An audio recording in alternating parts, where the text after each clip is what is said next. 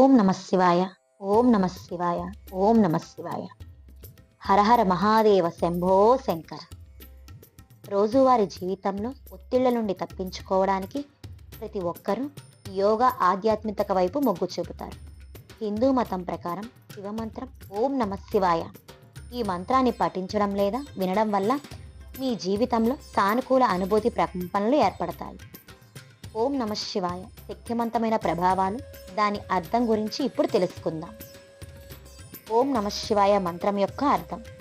హిందూ మతంలో ఓం నమ శివాయ మంత్రాన్ని శివ పంచాక్షర మంత్రం లేదా పంచాక్షరి శివమంత్రంగా పిలుస్తారు. 5 అంశాలకు చిహ్నంగా పరిగణిస్తారు. ఈ 5 అంశాలకు శివుడు ప్రభువు కాబట్టి ఈ ఓం నమ శివాయ మంత్రం అతనికి సంబంధించినది. ఓం అనేది విశ్వం యొక్క శబ్దం.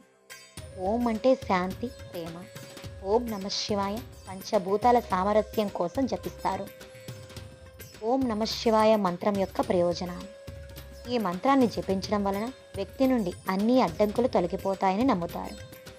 ఈ మంత్రాన్ని పఠించడం వల్ల మోహము, క్రోధము, ద్వేషము, దురాశ, భయము, నిస్పృహాలు తొలగిపోతాయి. ఓం నమ శివాయ అనే మంత్రాన్ని పఠించడం వల్ల మనిషిలో ధైర్యాన్ని, ఉత్సాహాన్ని పొందుతారు.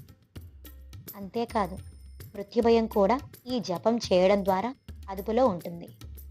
ఈ శివ పంచాక్షరి మంత్రాన్ని పఠించడం ద్వారా మన నుండి ప్రతికూలత తొలగిపోతుంది. ఓం నమ శివాయ మంత్రాన్ని ఎలా జపించాలి? ఉదయం స్నానం చేసిన తరువాత మీరు దేవుడిని పూజించి ఈ మంత్రాన్ని పఠించాలి. సూర్యోదయ సమయం, సూర్యాస్తమయం సమయం ఓం నమ శివాయ మంత్రాన్ని జపించడానికి అత్యంత అనుకూలమైన సమయం. మీరు సూర్యోదయం, సూర్యాస్తమయం సమయంలో ఈ మంత్రాన్ని పఠించలేకపోతే మీరు రోజులో ఎప్పుడైనా పఠించవచ్చు.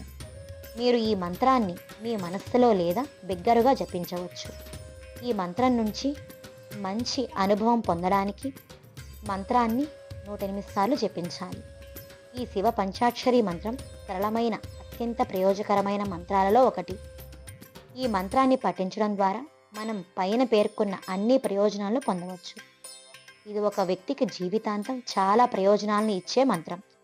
మీరు ఎటువంటి సందేహం లేకుండా ఈ మంత్రాన్ని పఠించవచ్చు.